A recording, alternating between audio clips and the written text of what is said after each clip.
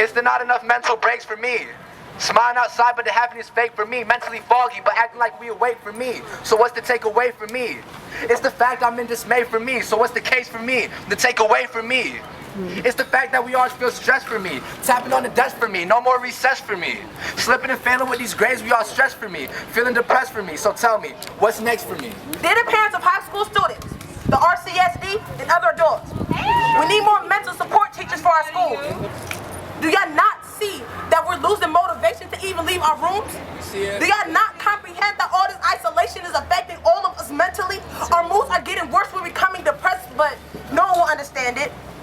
Not even our parents can understand it because no one has ever experienced it but us. We are the first in human history to deal with this. They think doing school on the computer is easy, but it's not if they keep giving us more work than they did before COVID hit. But the teachers don't care anyway because they get paid either way it goes. So before you start judging your kids on why the grades looking bad, maybe check on them and their mental to see if there's something wrong, but you don't check anyway. We need more mental supporters to check on our students so no one will go uncared for. No one will feel alone if they have at least one person to talk to that they feel understands them and what they're going through. So all I'm trying to say is hire more support staff, social workers, psychologists, paraprofessionals, teachers assistants, nurses, etc. to address the student and faculty trauma. School and prison should not have the same effect.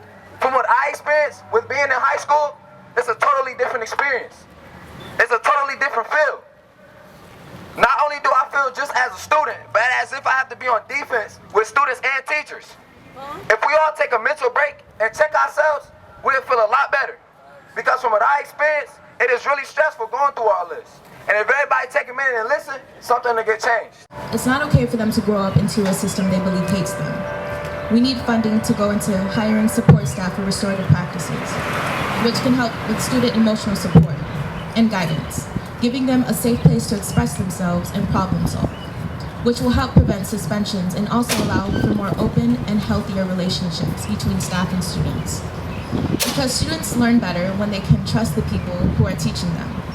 I believe it's important to have a healthy atmosphere within the schools, and what better way than open communication. We can't solve problems unless we can hear what those problems are. Change starts from within, and working alongside our teachers on a deeper level than just curriculum will ensure success. With the money given to the RCSD, I believe we need to hire more support staff in school. Not only will it give students someone they can relate to, but it also offers teachers more assistance in the building. Go to the RCSD was stressful and that sometimes depressing because there weren't a lot of people that looked like me in the school. For example, I had a counselor in middle school that took the time to understand why I couldn't pay for the field trips or why I was wearing the same clothes to school every day. In an article by the NEA, 78% of support staff have given money out of their pockets for field trips, school supplies, and class projects. That's why I believe we need more support staff in the schools. Speaking of diversity within our staff, we also demand more social emotional support staff. Rochester City Schools need more social emotional support staff.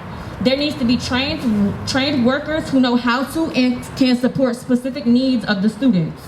Students need easy, free access to someone who can provide mental health assistance.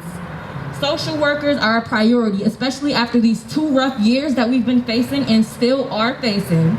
The youth are experiencing different emotions and inconveniences that they don't always recognize, nor that they know how to deal with. It is important that students understand what they're experiencing internally. It is important that students recognize their warning signs and their triggers. It is important that students find coping skills that will benefit them in positive ways. It is important that students have a trusted outlet where they can build strong relationships and have trust to share private information. Mental health itself is important. Not every student knows how to find social emotional support. Not every student can afford counseling or therapy. Our students deserve someone that will be available to them multiple times a week and that they can see every day in school. We demand support staff that will have patience and care to assist our students. We need social workers to help provide and to find resources that we may not always have at home. Mental health itself has taken a large spark over these past 2 years, and it needs way more consideration than it has. Pain, trauma, anxiety, emotions, overthinking, etc.